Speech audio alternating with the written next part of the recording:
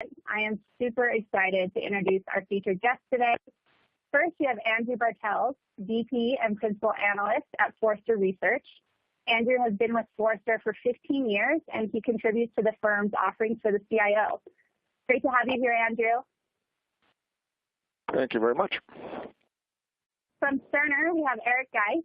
Eric is VP of IT Development and oversees the engineering of Cerner's clinical, revenue cycle, and imaging solutions. Hi, Eric. Hi, thanks for having me. And we also have Sarah Owing, Learning Executive at Cerner. Sarah oversees learning and development for Cerner's diverse workforce. What's up, Sarah? Hi there. Thanks for having me. I'm going to let Andrew go into more background about Forrester, but before we get there, let's learn a little bit more about Cerner. Eric, Cerner is the world's largest publicly traded health information technology company, but can you share with the audience something they may not know about Cerner that makes the company special? Sure. So I'm sure everybody's interacted with the healthcare system in some way, whether it's yourself or your family, your kids, grandparents, all of that. So Cerner provides solutions for doctors' offices, hospitals, all the different roles throughout the community to interact with the medical record and making sure allergies and drugs and everything's are okay. Your information's available to you, so it's very personal to me and to everybody at Cerner. And we're definitely trying to help improve things for everybody that interacts with the healthcare system. Great. Thanks for that background.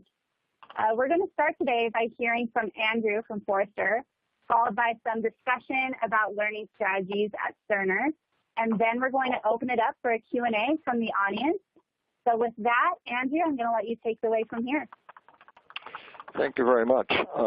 Welcome to this webinar. This is going to be highlighting a research report that we at Forrester, my colleague Nate Manier and I, wrote about ways of growing your internal tech talent.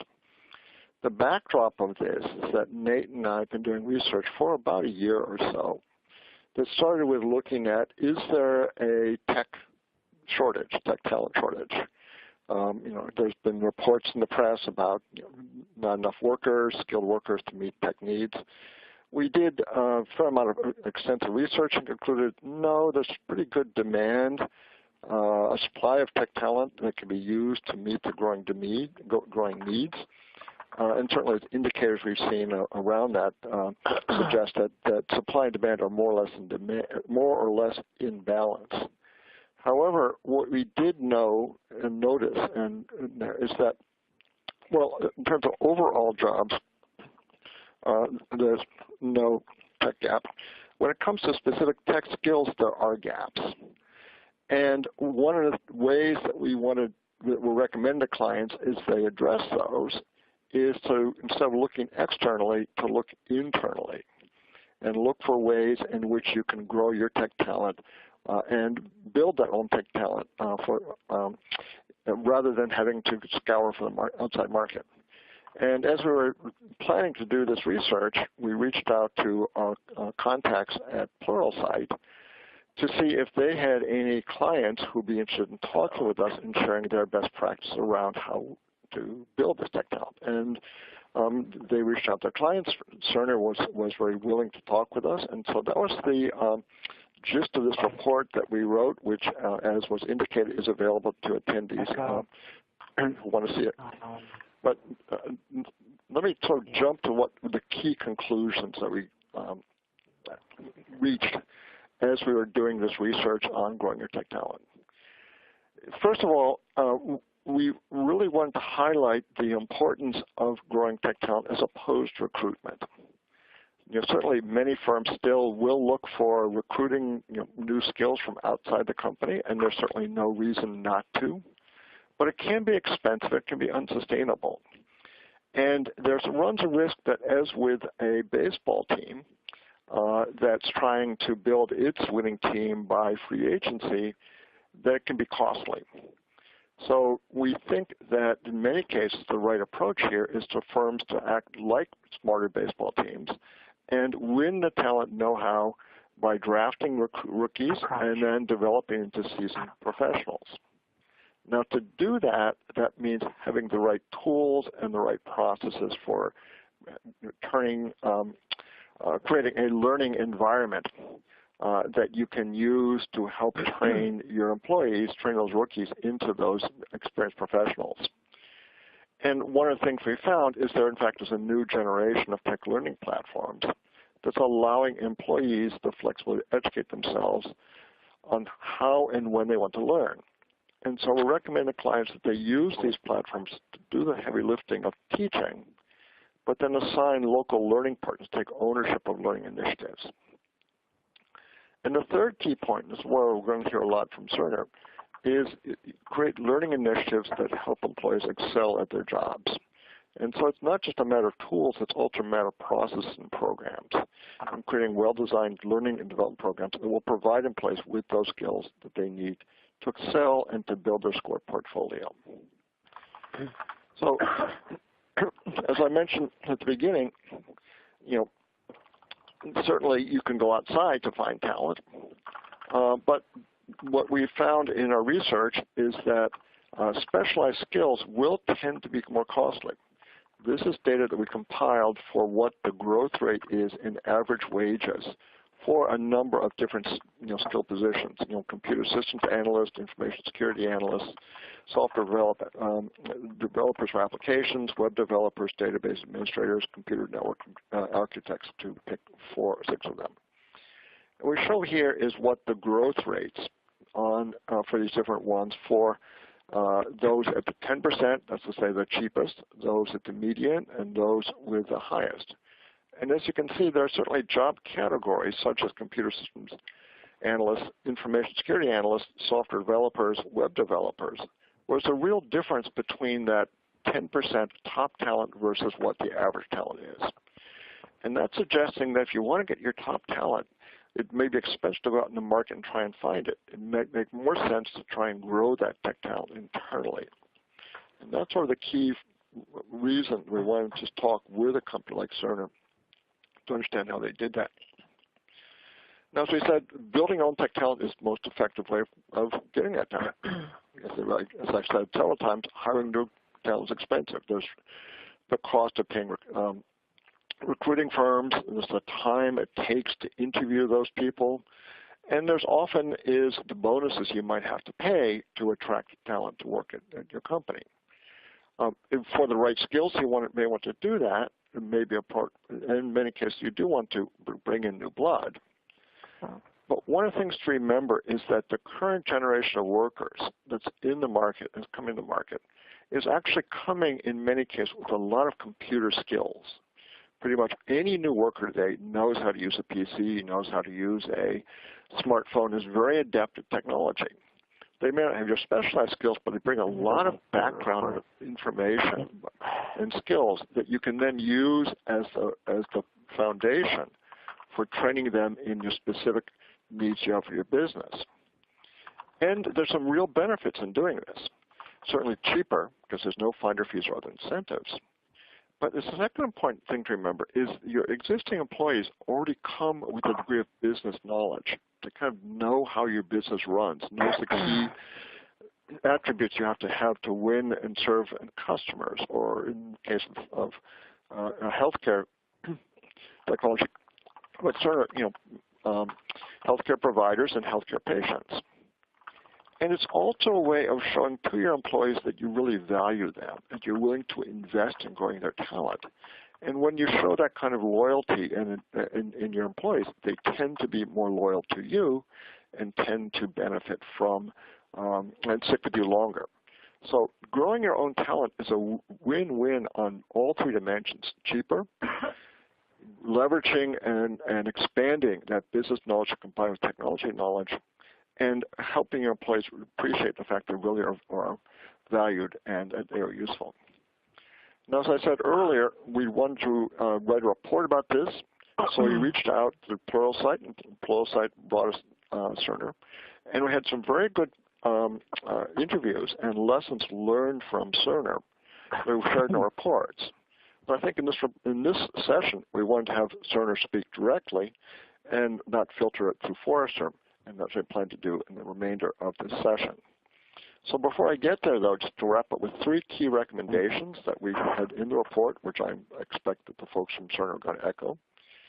First, when you are going to build talent, you don't necessarily want to go after everybody. You want to go after individuals who have a real passion for learning. They want to build their skills and want to move beyond what they're doing today to find new ways that they can put their talents to work that will help them grow personally and help you as a firm develop. You want to make sure it's a human face to learning and development. You don't want to have this purely a technology play because, while technology plays an important role, it's the human face. It's the people who are encouraging, supporting, providing guidance and coaching along with this. That's a key part of success. But you do need a technology platform. You do need a tech learning platform to help you. And so that is not a necessary foundation in what you want to do. So that's my part of the introduction here. We want to then transition over to the folks from Cerner who can then talk about what they've actually learned and their efforts to build talent at Cerner. And as I said, this is the research that we then use in our own report. We'll let them speak directly to what their practices and policies and procedures have been. Thanks for that information, Andrew. We are going to transition over to hearing directly from Cerner now. I'd like Eric and Sarah to touch more on some of the strategies that Andrew mentioned in some of his slides. We're going to be talking to Cerner about how they onboard new hires, how they've measured success in their learning programs, and how they've implemented an impactful partnership between their technical leadership and their learning leadership. Before we jump into some questions that I'd like to discuss, Eric and Sarah, I think it'd be great for the audience if you just talk a little bit about what your role is at Cerner. And Eric, if you could go first, and then Sarah, if you could follow up, that'd be great. Sure. So Eric Geis, Vice President of our Intellectual Property Development Organization, a fancy term for engineering. So I lead a large portion of our organization. We're about 6,000 plus, all the various engineering roles, software engineers, solution designers, testers, project managers, all those various roles that are part of the team, and partner with Sarah here on our different learning initiatives that we have. I'm Sarah Owings, Director of Associate Learning and Development. I have executive responsibility of our associate onboarding approaches, our management and leadership development programs, and our technology and tools to meet our associates where they are. So a very solid partnership between the learning organization that sits kind of over the enterprise level that partners with the embedded business units like Eric's organization. Okay, great. I think that's excellent background for our audience. I want to first talk about the Dev Academy at Cerner. I'm hoping you can describe to us what the Dev Academy is and what led to the decision to build it. Yeah, so this is Eric. Back in 2012, we started experiencing more growth within our engineering organization. So we were onboarding, hundreds of associates every year, and the pace was continuing to grow. So we basically made a decision to, develop more of a consistent onboarding process. And I had spent many years in our consulting organization, which also had gone through a lot of growth. So tried to bring some of those best practices and learnings and things that we had done. But basically, it was just partnering with our learning team to develop a consistent onboarding experience that we call Dev Academy. We wanted to teach culture, process, and tooling from day one. We wanted a consistent way to assess competencies, and we also wanted to provide mentoring relationships for the associates. Cerner's strategy has been to hire a lot of entry-level associates straight out of school and kind of train them how we do things. So this Dev Academy process has worked very, very well for us. And then Pluralsight has been a key tool that we've added into the mix over the last couple years, and that has allowed us to be much more efficient with our own resources, so we don't have to develop and maintain our own content. We can leverage a lot of the Pluralsight content tool set to really help do all the different types of learning and things that we need to do. Cool. Sarah, anything you want to add about the Dev Academy experience? No, not to I'll piggyback more a couple of slides, and when I talk about metrics, we'll circle back to kind of some of the Dev Academy competencies and what metrics and KPIs those competencies are attached to. Okay, awesome. Eric, this is Andy. Just a question, and this may be the next one. Did you have a lot of difficulty in getting management to buy off on the concept of this Dev Academy, or did they very quickly see the value and jump on it? No, I think once we got all the right stakeholders in the room and talked through what various organizations, because Cerner's always been a growth company, but we were trying to share learnings that we had from different organizations over the years. So I think once we got all the right stakeholders in the room and everybody was bought into providing the resources and investment that was needed to do it, I think it was pretty straightforward that we were going to do it, and then it very quickly, yielded returns, and we've just continued the concept and actually kind of used it in other parts of the organization as well. Thank you. Eric, you mentioned that the Dev Academy was showing returns. I want to talk a little bit more about that. I'm sure, onboarding your workforce is a huge investment, and that other programs that you have around learning are big investments as well. So can you share with the audience how you communicate that success to your leadership and show that you're creating change for the business? So this is where I'll pick up the theme of KPIs in the spirit of academies. So as Eric mentioned, Dev Academy is what is being kind of top of mind here today. We definitely have leveraged Pluralsight to create a more efficient academy experience, but we also have other academies for other core businesses across Cerner. So the main metric for our academies is speed to productivity. So in the Dev lens and the Dev Academy lens, really contextualizing what development and engineering looks like on the job is what we simulate in the Dev Academy. So there's a little bit of a blended approach where we have some instruction, we've got some content that flows through to the learner via Pluralsight, and then we have project applications. So throughout that learner's experience, we facilitators, instructors, and mentors are constantly measuring and observing code quality, planning and roadmap commitments, learning agility, which is one theme that Forrester called out of just how agile learning needs to be in kind of the DNA of a Cerner associate, and professionalism. So those kind of core competencies are continually measured and recalibrated and given kind of just-in-time feedback to our Dev Academy associates. And then at the end of Dev Academy, they're placed into their teams. And the speed to productivity is one of the highest kind of, I would say, I look at my business units as clients. So my client SAT score from the business back to me is that the person that they got from Dev Academy was ready to jump in, engage, and be productive and add value to whatever project they were joining. So for that first kind of efficiency kind of KPI, speed to productivity is one that the learning organization is continually monitoring and partnering with the business.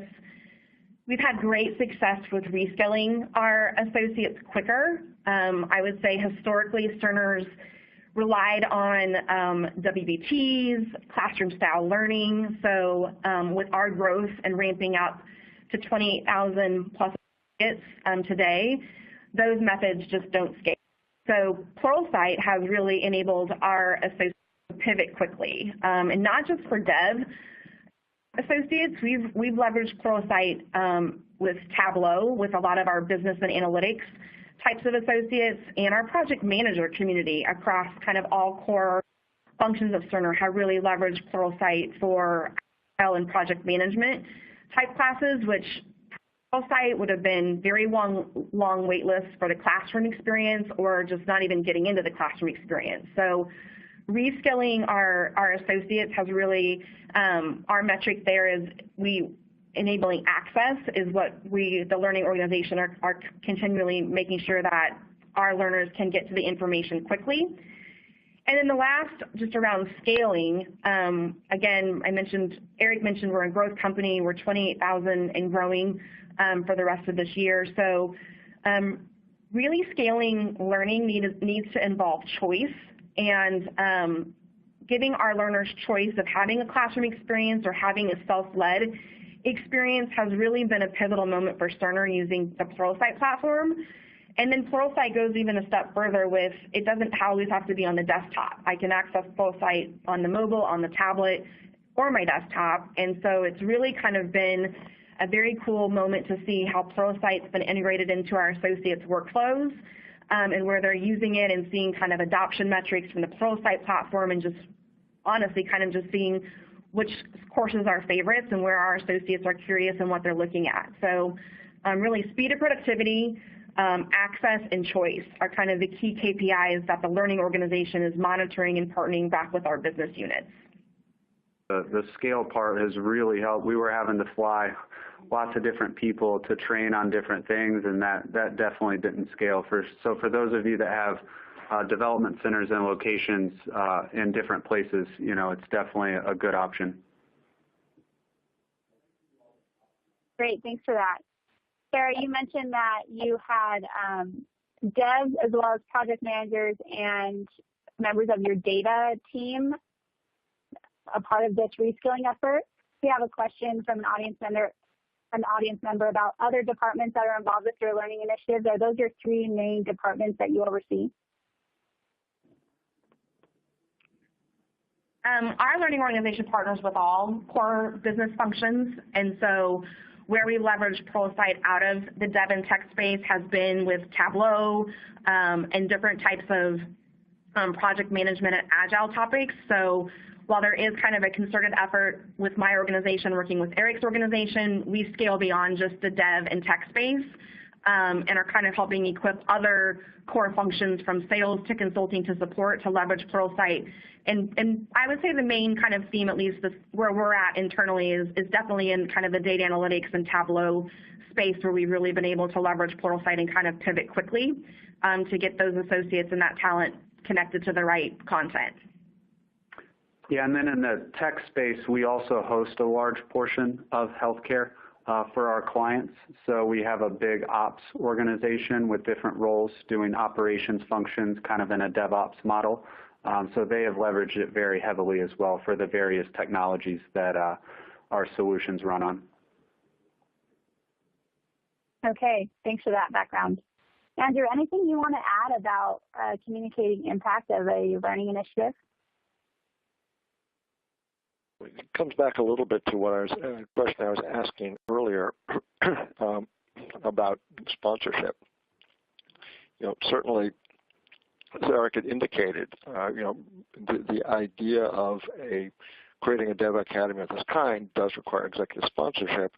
There's a certain amount of faith, though, that is part of that agreement, and being able to back up that faith by demonstrating the actual value on an ongoing basis is a way in which you can sustain the investment involved in doing this. So I think that tracking of performance, recording of the success, celebrating, of course, the success, are key attributes, I think, of a good development program. And I think that's something that Cerner has been very good at, of documenting the benefits and being able to show to the sponsors that, yes, this has paid off. Here's the benefits that have been occurred for Cerner by this approach. Okay, thanks, Andrew. Let's move on to the intersection of the business unit and learning. I know that both Eric and Terry put a lot into building talent at Cerner, and I know that the partnership between you has played a big role in the success of your initiatives. So can you share with the audience how that partnership has worked, and also maybe what you would tell an organization that doesn't have that partnership in place right now, and share with them what you would do if they're just getting started? Yeah, so this is Eric. I've always been a big supporter of different learning functions. We always talk about how people is our most important talent that we have and our most important asset. So you have to invest heavily in them to make sure that they come into the organization appropriately and then continue to grow and move around and get different experiences. So Sarah and I have worked together in different organizations at Cerner over the years, and that's definitely helped us partner in this role. We definitely have an embedded and aligned partnership. So we meet regularly, our teams. We have regular syncs with leadership to kind of review placemat, goals, objectives, different things that we're trying to accomplish, what are new initiatives that have came up, how are we doing on some of the existing ones that we have in process. So we've shared organizational goals, shared accountability together, have a lot of fun together, sharing the rewards.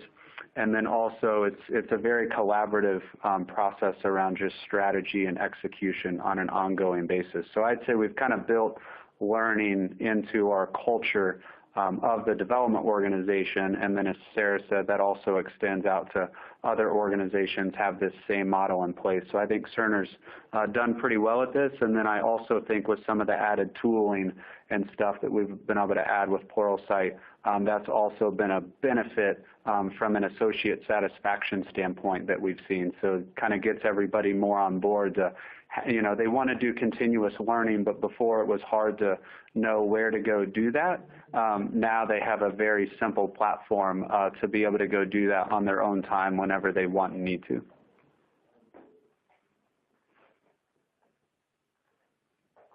Thanks for sharing that, Eric. Eric, this is Andy.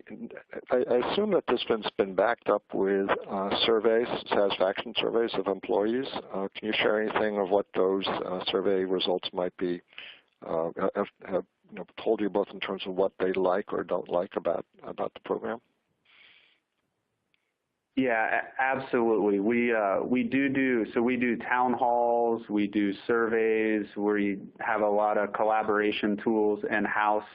So we definitely are a very open and transparent and collaborative population within Cerner.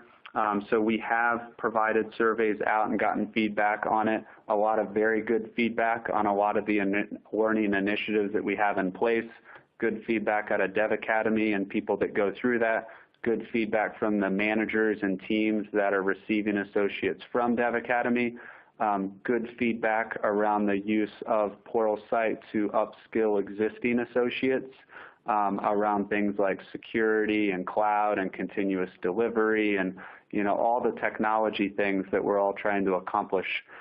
That's been really helpful, and we've gotten a lot of good feedback from the teams. And somewhat related to that, one of the points that I made earlier is the potential for taking people who may not come out of the tech world and using a platform like a program like yours, platform that to skill them with technology skills. Have you been able to do those types of taking business people and giving them some of the technology skills that you want that leverage their existing business knowledge and complement that with technology skills?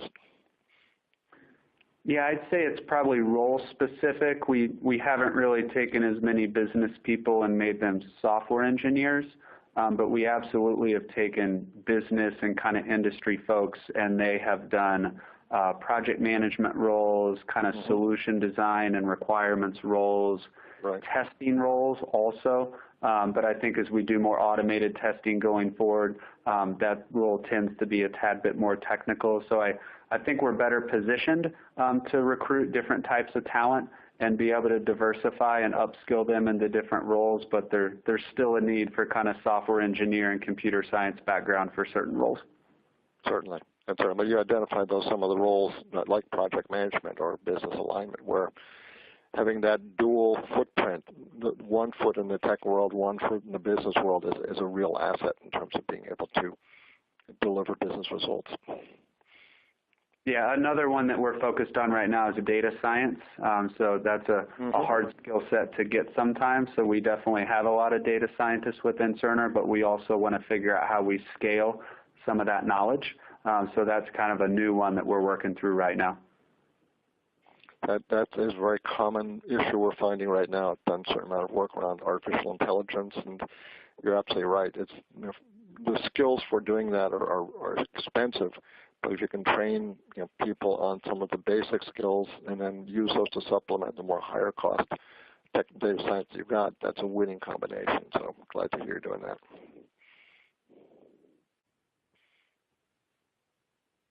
I have a question around, getting on the same page with your tech organization and the learning organization. I feel like a lot of times those two departments can kind of be out of step, and it seems like, Eric and Sarah, you guys are definitely on the same page. How is that different at Cerner? What has combined in the environment to make that possible, and what recommendations would you make to our audience?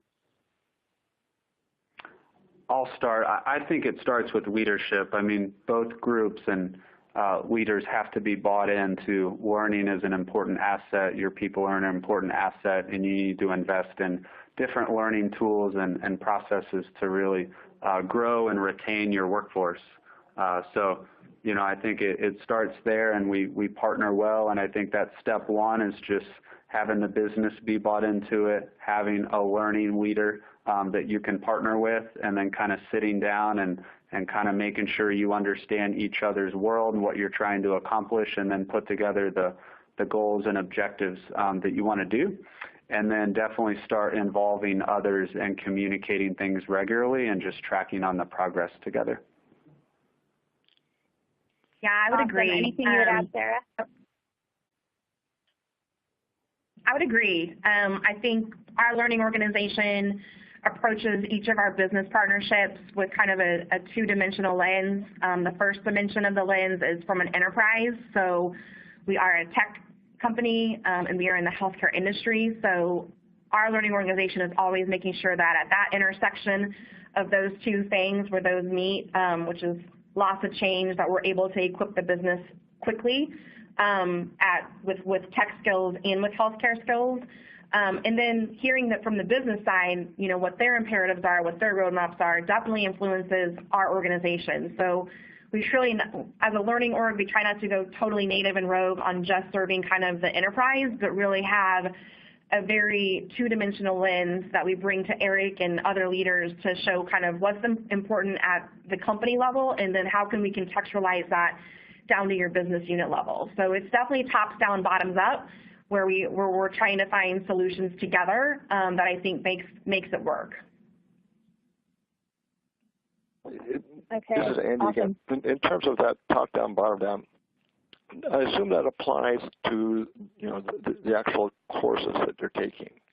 But to what degree, what's the relative mix of top down versus bottom up? In other words, how much of the choices of the course that you want to offer is driven by the needs that you feel from a top-down perspective in each of these skills versus demand coming from employees say, hey, I want to learn these new skills so I can grow. What's the mix, the balance between those two top and bottom forces? Yeah, that's a really good question, because we definitely have new technologies that we're moving to and different initiatives that we're trying to drive towards. When we look at the Pluralsight usage data, which it's very good analytics and reports that kind of show you the different courses and the popularity and the usage and everything. So when we look at that, you definitely see some of that in there, but then you also see other things that you maybe were not expecting. And a lot of that is just grassroots, people wanting to learn on their own, or maybe we didn't realize that, certain groups were kind of moving towards this other approach. And so, the data kind of helps you see what your population's doing. And Pluralsight's been fairly impressed with a lot of the, there's a thing called channels and other things where you can kind of share courses and have more community, learning and sharing. And Cerner's done a good job, not really tops down, of just having some of our people that are leading security, for example, kind of take some of that content and push it across the organization in a fairly grassroots effort. So we definitely have tops-down things, and we look at the data, but we also allow everyone to do continuous learning and go use the tool to learn about what they want to learn about. Now, how does the Pluralsight tool interface with what you have in the way of mentors, or the human face that I referenced earlier, the process of working with people to not just understand what skills they need, but also to actually understand what motivates them, what is their goals that can be used then in concert with the Pluralsight. How do you bring in the human interface, that mentoring role? I think it's what Sarah mentioned earlier. There's different learning styles that people have, and the good thing is Pluralsight and a lot of the processes that we've put in place accommodate some of those different learning styles. So, I feel like it's been pretty straightforward. Some people like to download stuff and watch it on their phone on a plane. Other people like to use it at their desktop in the coffee shop or at their desk or at home. So I think it's really just allowed us to provide different learning styles where it's not only you got to sign up for this class, there's only so many slots, there's only so many instructors, the content's not as up to date as it should be. That was kind of the old world that we had before Pluralsight, so there was frustration at times of not being able to get enough people through training or make the content scalable enough across the organization. So it's definitely been helpful in that regard. And I can piggyback off that. I think some of the human interaction, again, kind of going to the grassroots, has been there have been certain teams that have used Pluralsight as a team topic. And so that kind of gives that human interaction to kind of cover content or everybody go watch the content and then debrief the content as a team.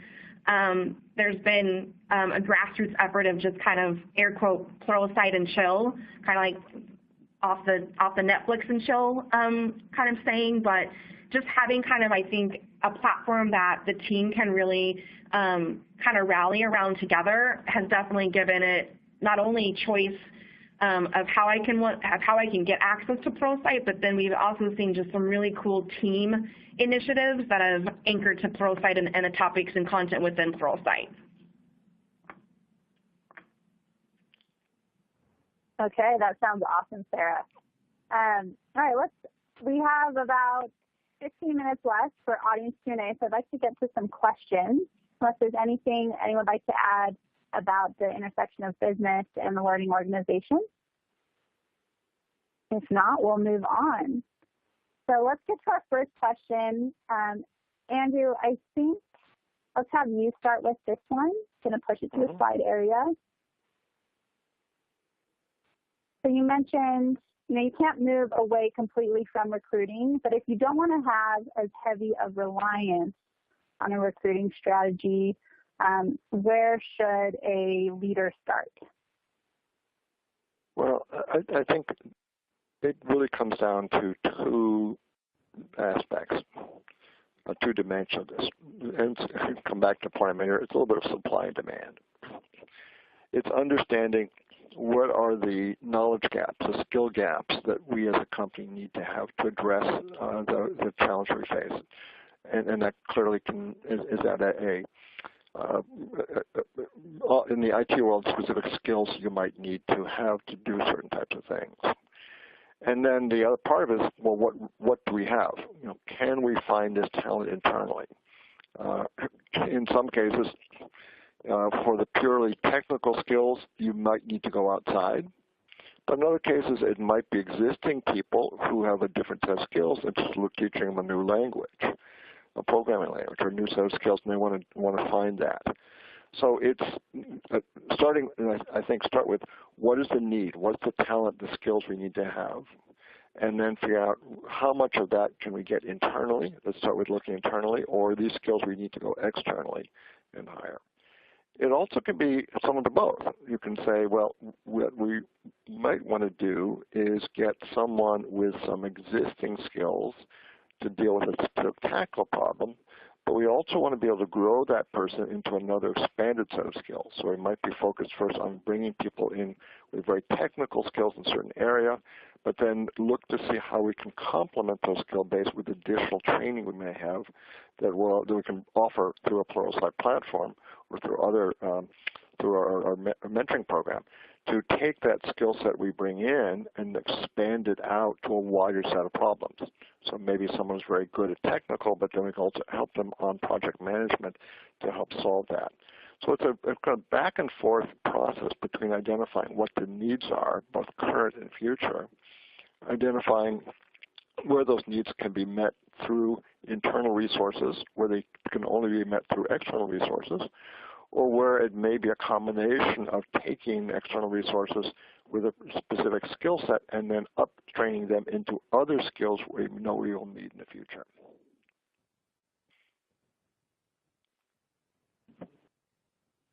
Yeah, that sounds like great advice. I think it's key to, evaluate what it is your organization needs before you really start developing those skills. It sounds like a key first step.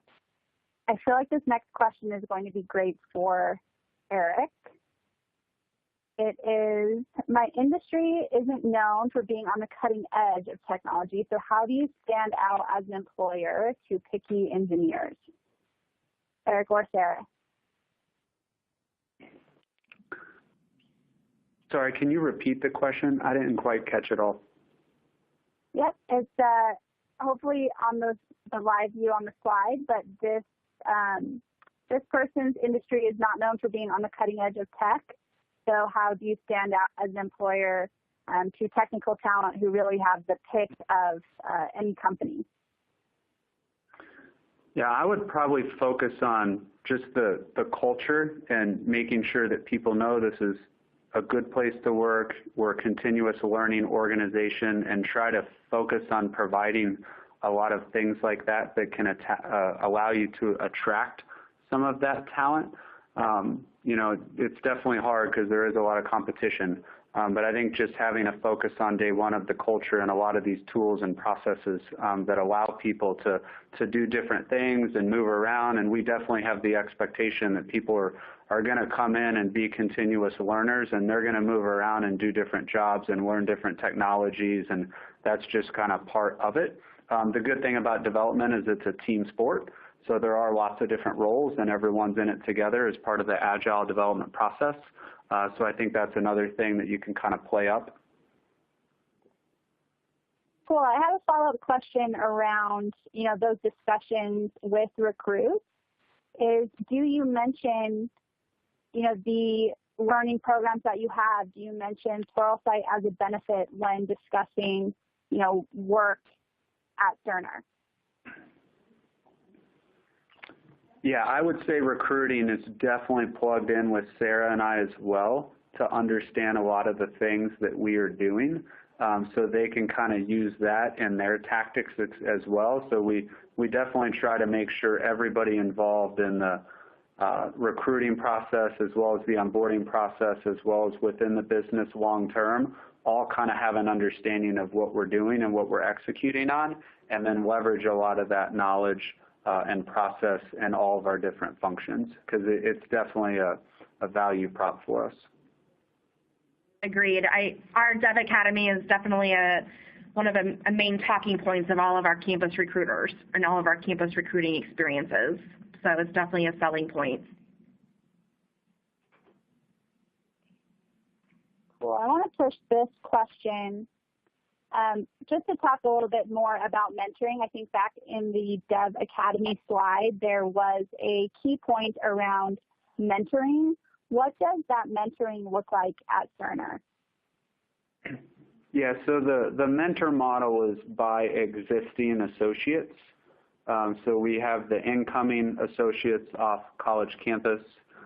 We partner them up with an existing associate that's been working at Cerner for several years, and then they kind of form that relationship and continue that relationship for as long as they would like. Yeah, it's definitely not by the Pluralsight staff. Now, Pluralsight is incorporated into a lot of the work that Sarah and I do with the tool to just make sure that they're providing the learnings that they're seeing from the new roadmap items, or what other companies are doing, what have they seen best on how to operationalize some of these things across an organization. So Pluralsight's plugged into a lot of our learning initiatives with us, but they're not mentoring new associates.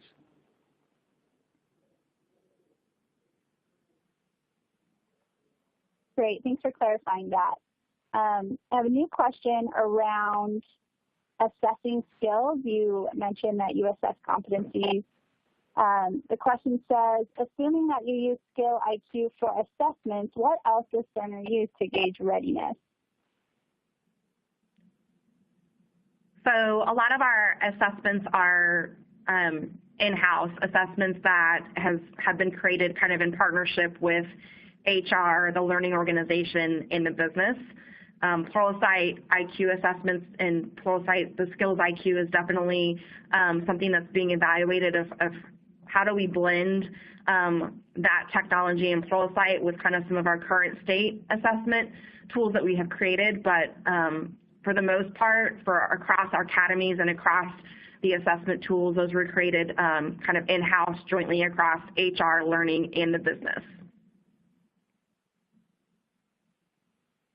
Great. Anything else to add from Eric? No, she summed it up well. We're definitely very interested in some of these newer capabilities from Pluralsight and working with them closely to, as Sarah said, figure out how we incorporate those in and where they can add value and enhance our existing process. Got it. Okay, this next question touched on a little bit of what we talked about before around some roadblocks in an organization to get learning and tech on the same page.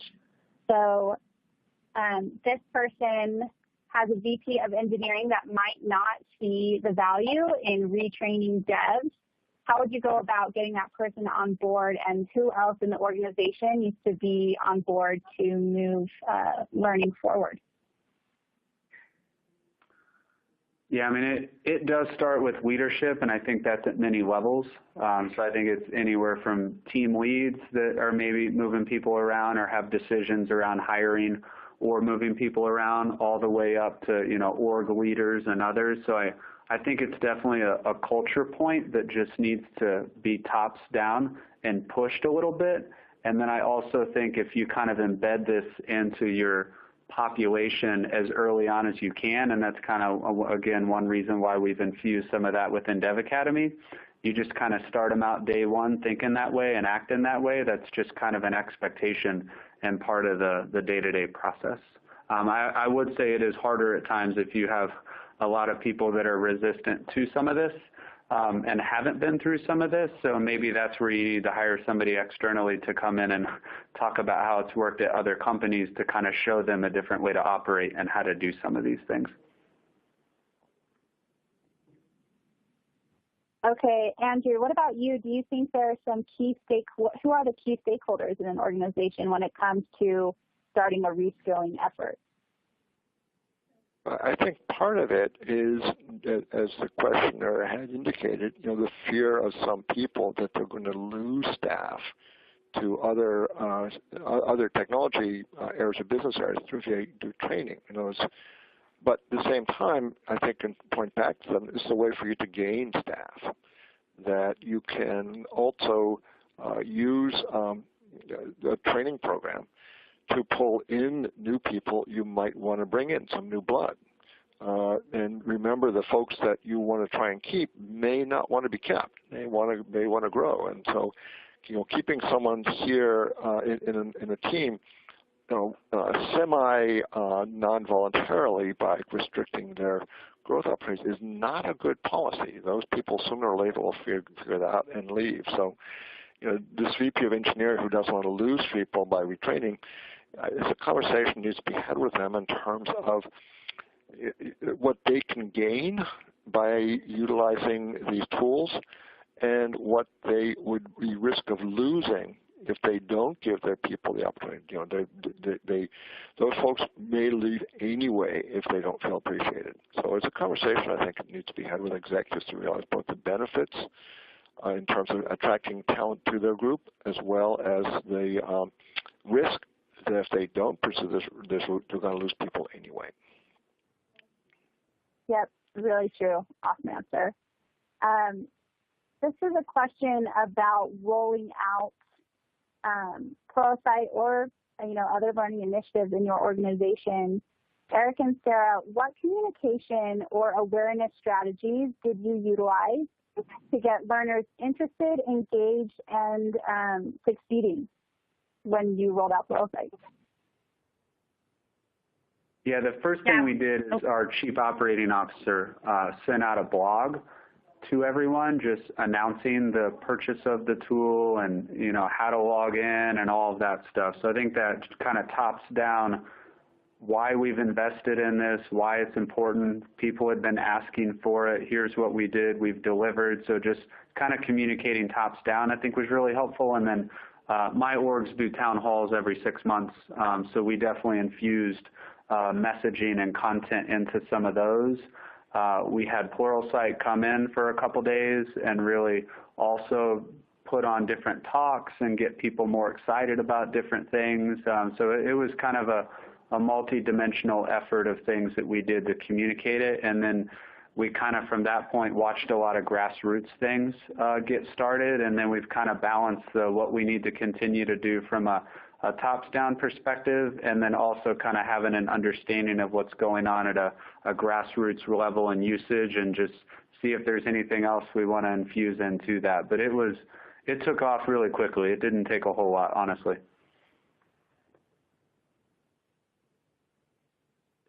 Yeah, we rolled out in 2017, and then one of the new strategies, to piggyback off of everything Eric just said, we kept all of that in play, but one of the new strategies we have rolled out just for awareness is we're equipping managers every quarter with a Pluralsight kind of one-pager or newsletter, just to let the managers know what are some of the new features, what some of the new functionalities, so that way managers can be equipped to help their team members.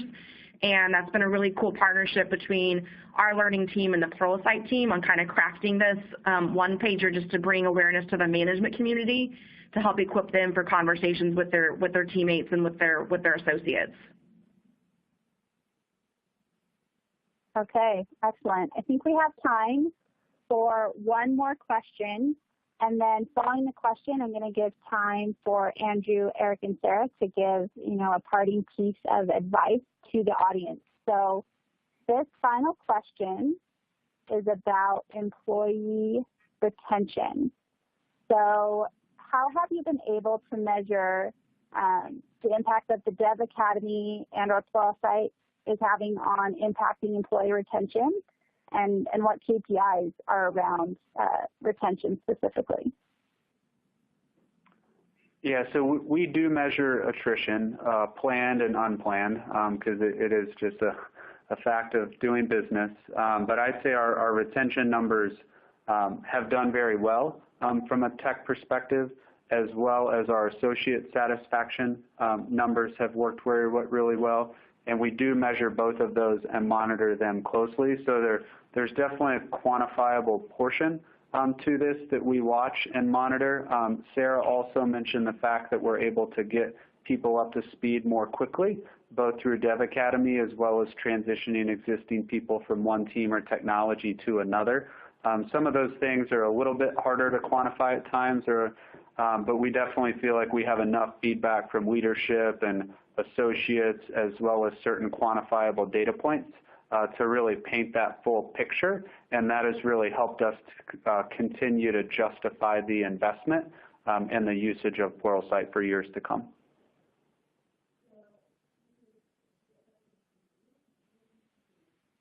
Sarah, anything you want to add around positive retention with your learning initiatives at Cerner?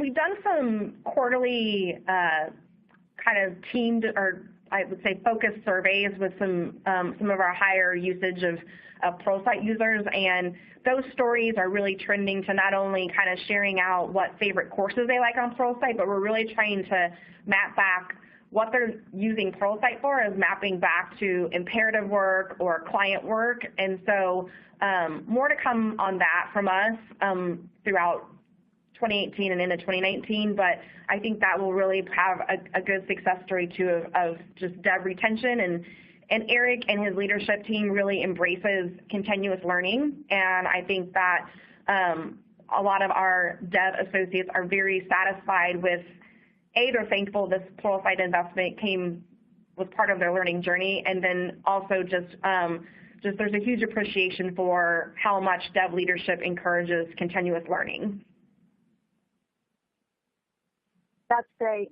Awesome. Okay, so I think we're at about time to wrap up. Thanks to our audience for the thoughtful questions, and thank you so much to our presenters for preparing and sharing their thoughts today on this topic.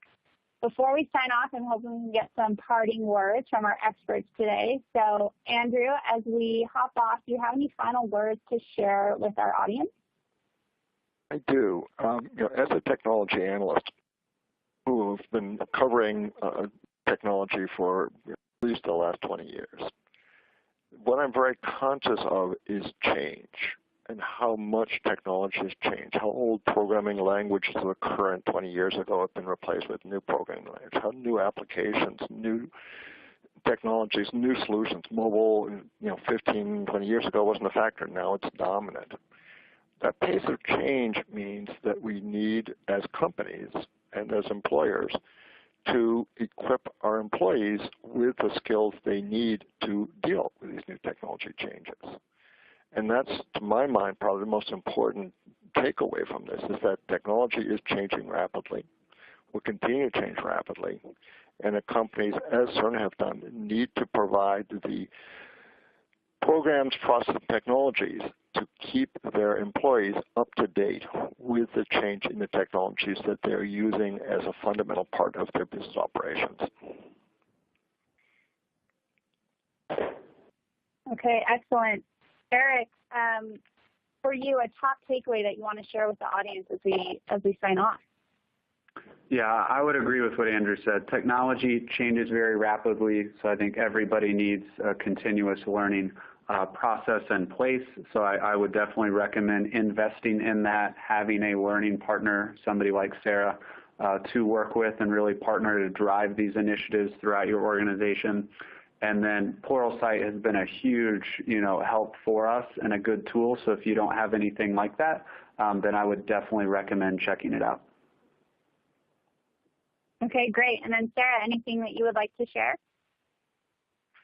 Just to echo what's been said, I think our learning organization really has a mantra of just meeting our learners where they're at in their day, in their team, in their workflow, in their career. So however your organization can kind of embrace that mantra, it might just be face-to-face is where you need to start. And then as you ramp up, you can kind of keep investing in different platforms and tools like Pluralsight. But just keep meeting your talent where they're at, and you'll see improvement. Excellent. Thank you so much, and thanks to all of our presenters. And this has been an amazing conversation, and I hope the audience has really taken away some strategies that they can start using to increase their talent on their teams. Just a reminder to the audience that the webinar has been recorded, and we'll be providing the recording and the complimentary Forrester report that we've discussed today to all of our registrants via email in the next day or so. Thanks again for your time, and we hope you've had a great experience here, and we hope we'll see you at another Pluralsight webinar soon. Have a great day.